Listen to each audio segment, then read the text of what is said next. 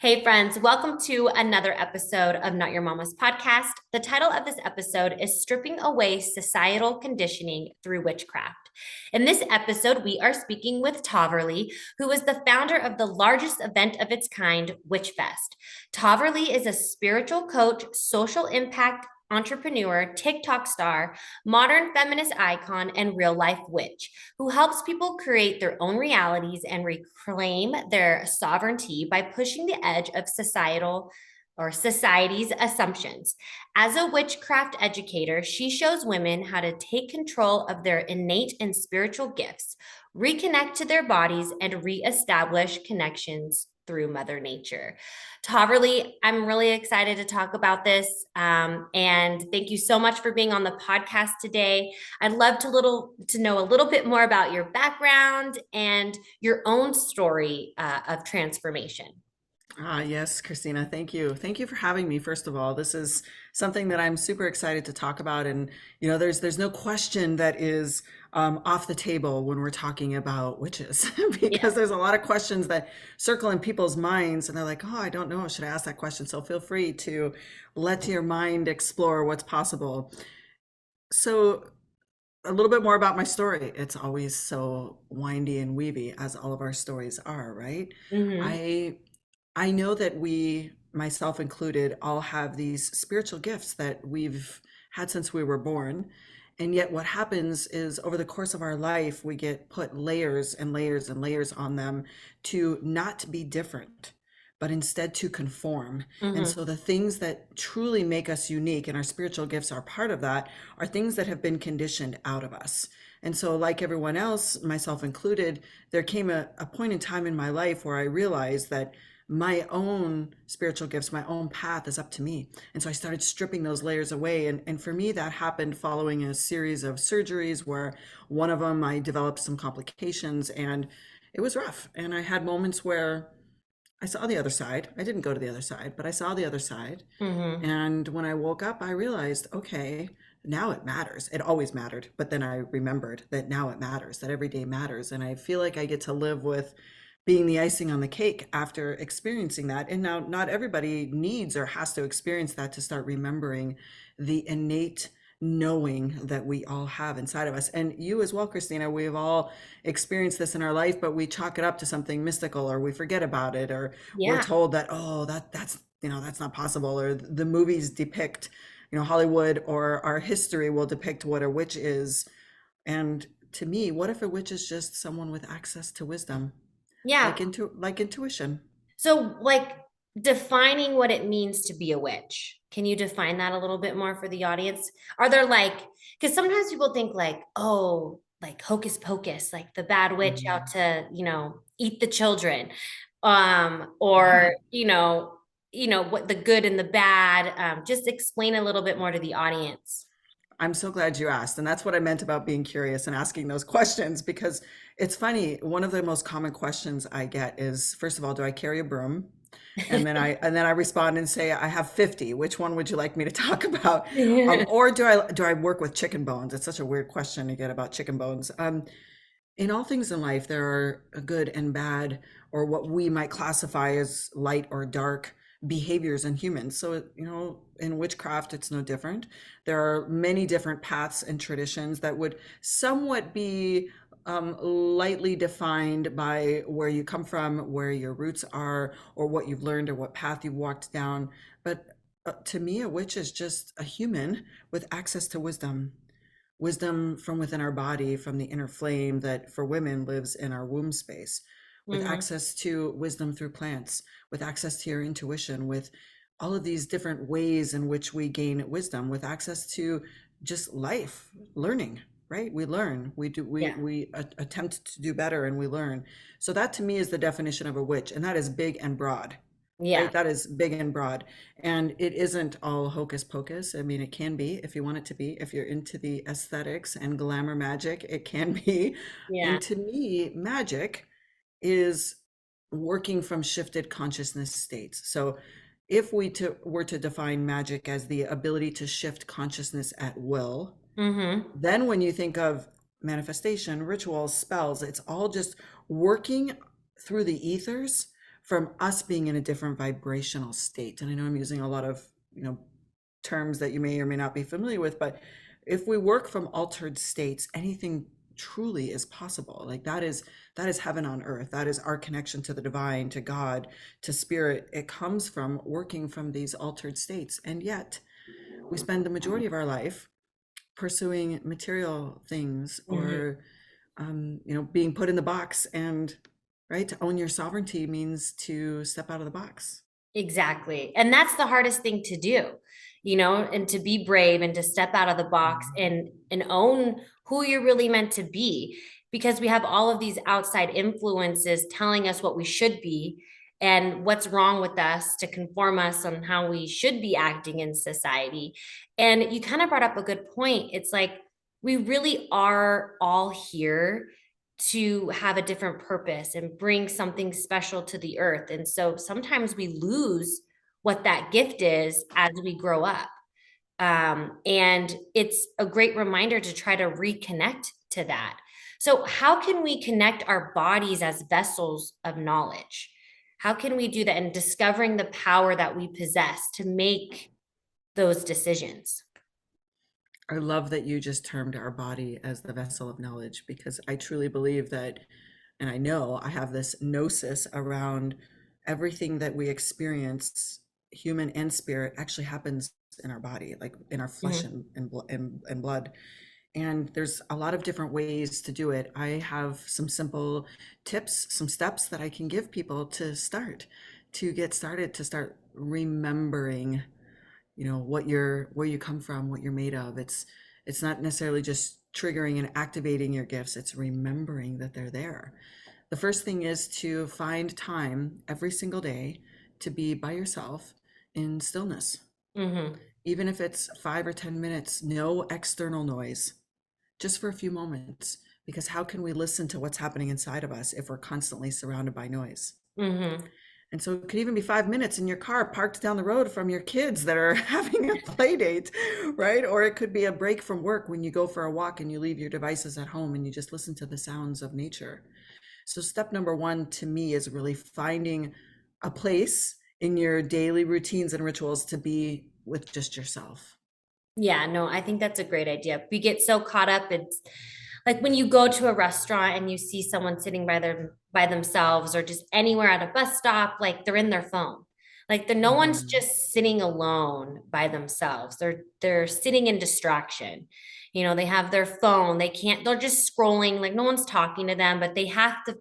I feel like people have to feel like they're busy, you know? Yeah. Like no one can look up at people anymore and smile or just have a conversation with the person sitting next to you because, you know, they're bad, or you just Mhm. can't trust people these days. Like in like the 50s, people used to, if you moved in, like the neighborhood would come and like bring you a casserole and say, "Welcome to the neighborhood." Now people can live in a neighborhood for 20 years and never know who their neighbors are, you know? We've just become so disconnected with ourselves as humans, I feel like, and we're social beings. And now we're being reclused to being inside more. Our children are wrapped up in video games. They're not outside playing on the parks. You can drive by a park and it's empty. So I think people forget that. That was amazing, Christina. That was amazing. Yes, you're absolutely correct. And there are people who do that. I mean, hang out with me a little bit more. I'm the one that sits at a restaurant by herself without her phone on and just makes eye contact and smiles at people. Well, no, that's good. Um, I mean, that's out of the norm. yeah, That's like stepping out of the box because most people yeah, are like, "Where's my phone?" Like we are so addicted yeah. to our phone. It's the stimulation. It's the constant stimulation, which is why I say that step one is, starting with 5 or 10 minutes a day of no external stimulation or input, Mhm. and then extend it for longer periods of time. And now maybe you can't do an hour every day, but you can surely find an hour every week to just disconnect and just feel how good your body just to take a break from anything happening around you. It's super important. And you're absolutely correct. To this constant stimulation actually keeps our nervous system in a heightened state, Mhm. and our nervous system in a relaxed state or a regulated state allows us to access way more information than we do surface level. I read a really good book a couple of years ago that talks about how all of the greatest developments that happened outside of AI, meaning it happened with just the human brain, Mm-hmm. happened in periods of time where there was a lot of external noise, like during war times, that was cut out because we had these periods of time to really go deep into our brain to think Mm-hmm. and feel what's possible, which is where a lot of this intuitive type hits and knowledge comes from. And that we've lost that because people stay surface level in their brain, in their feeling, in their clairvoyancy, in their clairaudiency, and all of the things that live within them. We've cut out our bodies being the vessel of knowledge and replaced it with our phones being the vessel of knowledge. Our bodies used to do what our phone did, which is we could feel the energy of a neighboring tribe and what was happening. We can feel when the seasons change, and we don't need to look at a weather app to know what's coming in the weather because our bones would tell Exactly. us. I can always sense, I'm like, it's gonna rain. I can tell it's Yeah, gonna change. There's gonna be a shift. right. I mean, yeah, I totally agree with that. So how can we strip away societal conditioning through witchcraft? Yeah, deep work, right? Deep work. It's first of all remembering that you are choosing in every moment of the day what you are living. Like Mm-hmm. we are actually choosing it because we can control how we feel. We can control, there's lots of things we can't control. We can't control how our partner is acting that day. We can't control if our kids are having a bad day at school or all getting sent home because they got exposed again in the classroom. Like these are real tangible things that we can't control, but Mm-hmm. we can control how we respond to it. We can Yeah. control where we look for the blessings, right? Where do you look for the blessings, and how can you sink into more rhythm with the universe, like with the planet, with everything that's alive, with the seasons, with the cycles of the moon? Like how can we sink deeper into that? Because that level of removing external, so if we go to step one, and if step two is how to find a way to sink into the cycles of nature, to move with the cycles of nature, you start to feel a little wildness come out, and it's almost like you let your soul and your purpose peek its head out just for a moment, right? Mm-hmm. Just for a moment, and then a layer comes off, and then you may explore, you might get an intuitive hit to research something, try something different, or make different food for your family, try something new, and then another layer comes off. So think of it like an exploration of what is at the core of all of those layers. And there really are many, many ways to get there. We do it in mystery school in a variety of ways, right? So you learn how to work with breathing practices. You learn how to journal, like journal with intention to Mm-hmm. communicate with the other side of the veil, not journal with what is my to-do list today or how am I going to manifest this. No, it's how can I be in more alignment just in this day, or what do I want to feel today? Yeah. Those are such different journal prompts than what you see right on social media. But if you start every day with how can I peel back a layer to find more Mhm. truth about myself, woo, those are game changers. Yeah. Those are game changers. And So it's these the are just most, little tidbits. yeah, and it's the most important work that you can do is on yourself. Because if Hmm. you are working on yourself and making yourself happy and, being true to who you are, you just show up better for your kids, you show up better Hmm. for your husband, your wife, whatever it is. When we take that time to really focus on, you know, ourselves. And I truly believe in, journaling. And I think it's great that you have like maybe another alternative way to really focus on talking to the other side of the veil instead of, the basic journaling of what people talk about. So I have the link Hmm. below if anyone wants to check out that course Yeah. for more effective journaling. I think that's really great. Hey, friends, I hope you are enjoying this week's episode of Not Your Mama's podcast. This podcast would not be possible if it wasn't for the support of you, my wonderful community. To support Your Mama's podcast, please click the support link right down below, and you can donate just as little as 99 cents. Also, follow me in the Shop Like to Know It app, where you can follow me with all my exclusive content, all the way from baby products I love, fashion and style, and everything in between. Now, let's get back to the episode. So, what are like the 5-step process to undercovering our spiritual gifts? I feel like I want to go into a little bit about knowing that you have guidance from the other side too. So Go I'll ahead. incorporate Go right that a little. ahead. Okay. So Yeah. we talked about like step one in this really is finding stillness, finding time for yourself in stillness with the intention of cutting out any external noise. Okay. Number two is to develop a practice of recording what you're experiencing that day. We're talking journaling, but there are lots of different ways. Technology allows us to video, to record, to speak, record your experience from that day.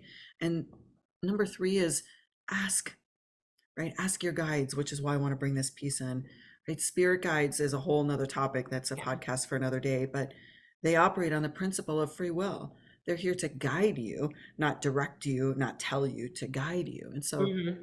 ask them, give them permission. Show me what I need to know in just this moment, or show me what I need to know just today, or are you there? Like how can I more effectively communicate with you? And then Hmm. step number four is to really work on how you receive information. And there's many different ways to do that, but quite simply, guided meditations, journey space, like finding ways to experience more of the spirit realm will teach you how you receive information, right? Whether it's through your mind's eye, your hearing, your smelling, your knowing. And then step number five is remember that this is a practice, Hmm. right? How many years have we spent with all these layers of conditioning, and how long is it going to take us to be committed to removing the conditioning, right? It's a practice. And I like to say that I've got my handy glasses here, so if my glasses are on and it's blurry around me and I take my glasses off and I shine one little part, I mean I put them back on, it's like whoosh, I see a whole new world out of one Yeah. little speck. That's what begins to happen. And well, then you're like, okay, now I need to shine another part of the glasses. So you take another part out and you shine it, and then whoosh, the world changes again.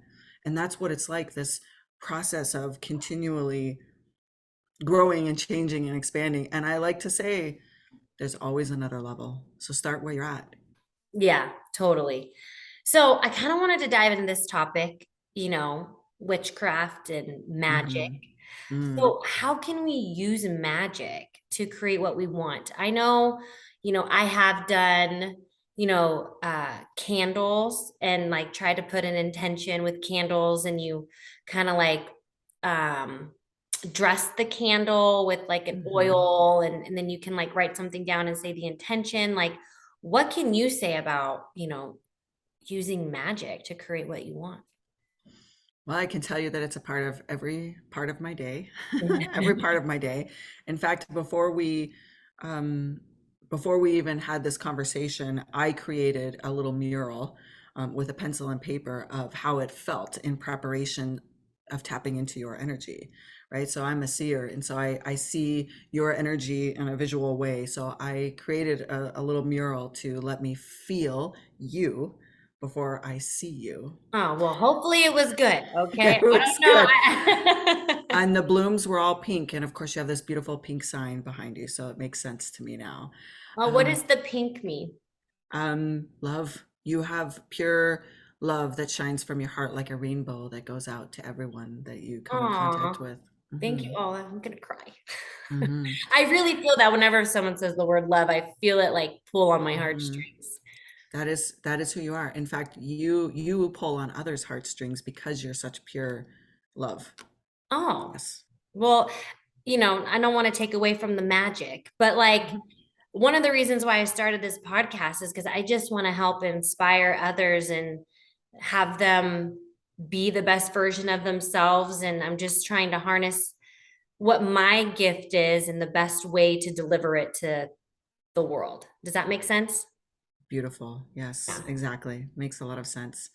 Magic is fun. Magic can be big, high magic, big rituals and spells, which yes, I do. I do them at WitchFest. If anybody wants to come to WitchFest, When I do is Witch them Fest? Can you? October 21st and 22nd at Elitch Gardens and Theme and Water Park in Denver.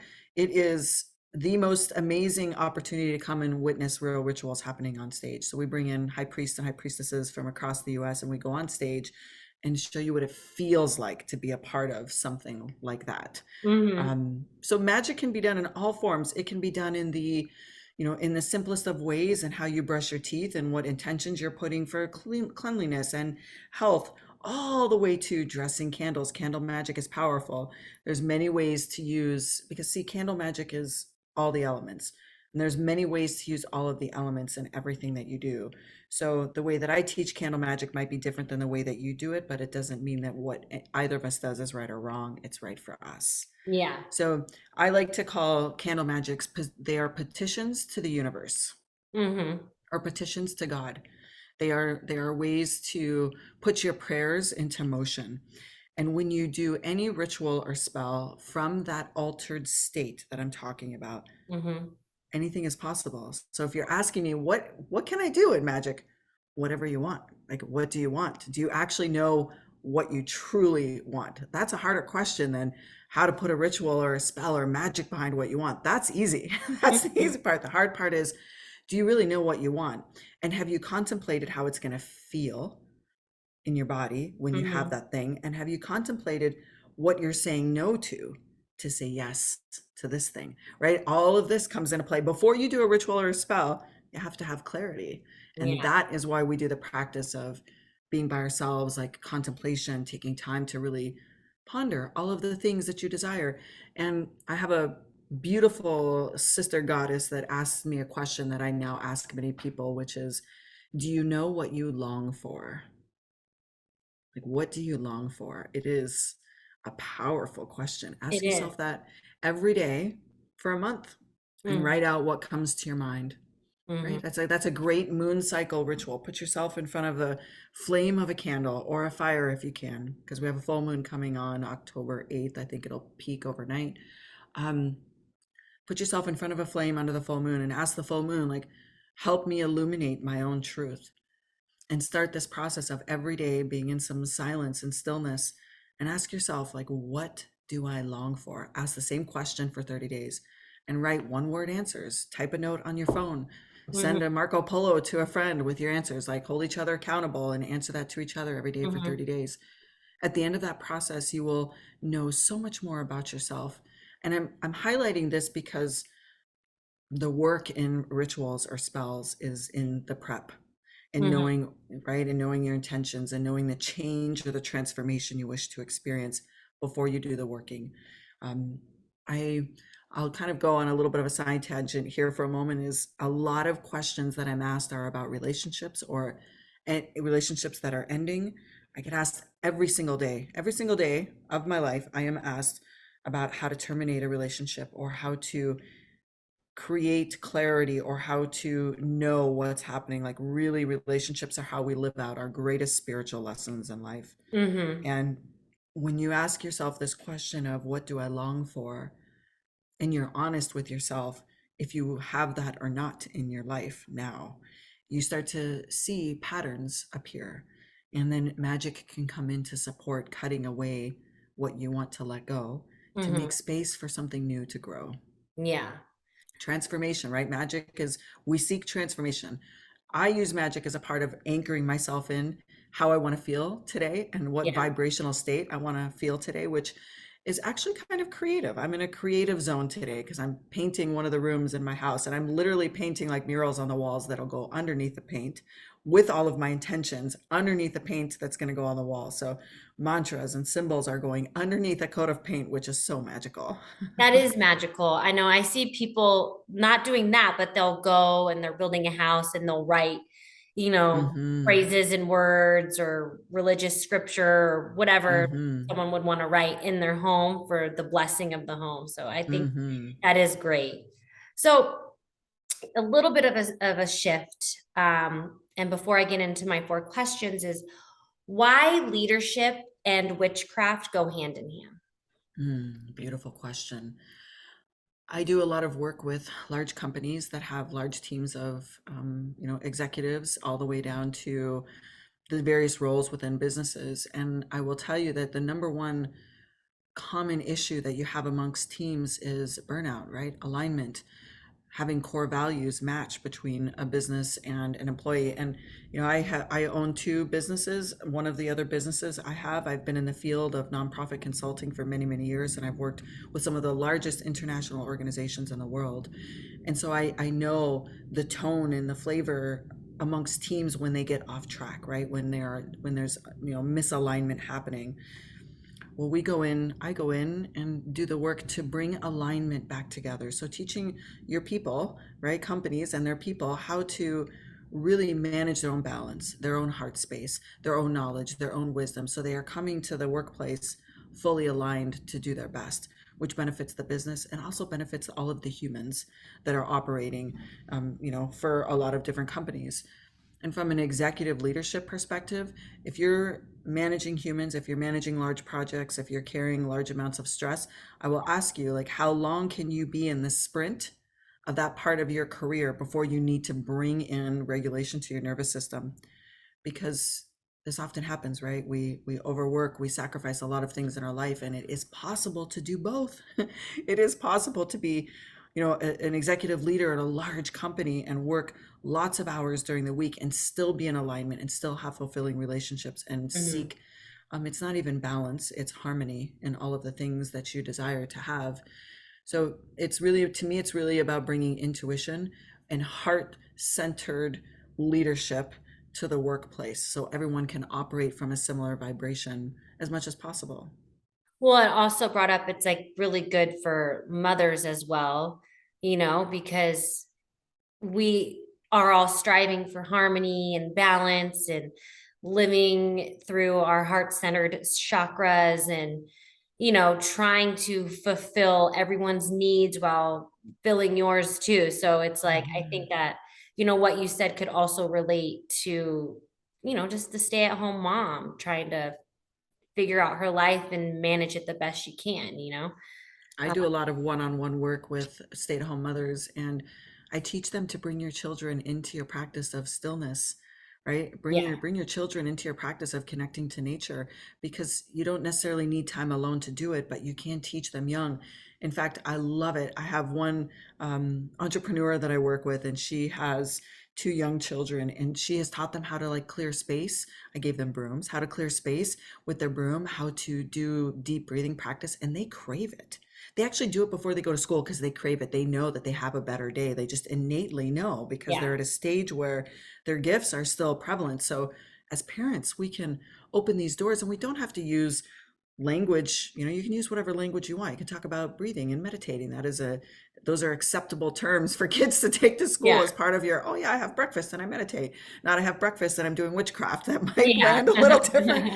I'm Um, flying around on my I'm broom. flying around in my broom. Um, but there are so many ways to involve everyone in your inner circle in this practice of being aligned with wisdom.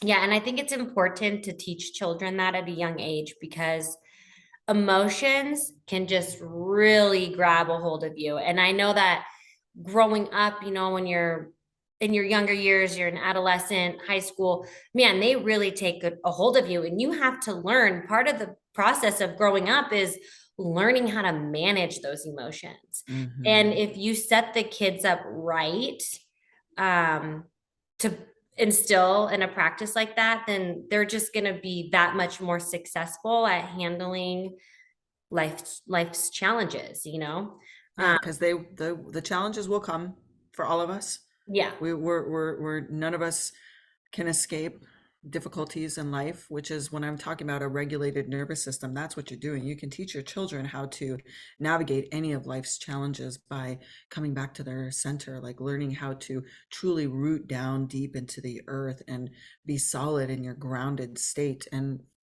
then you'll navigate the difficult times, not that they won't come, Yeah, no. but that you'll have more tools in your toolbox. Well, I always heard the bigger the child, the bigger the problem. Mm.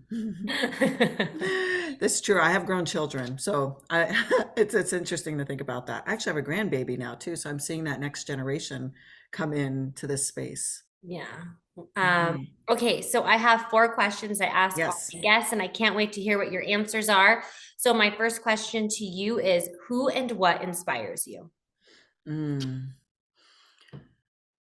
I would say that what inspires me, who inspires me, are all of the women.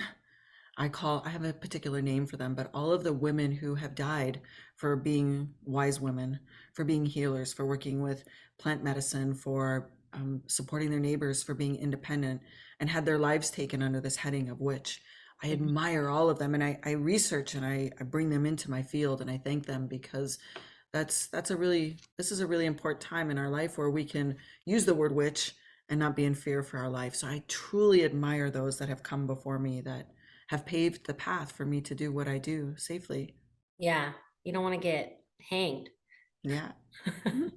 Sorry.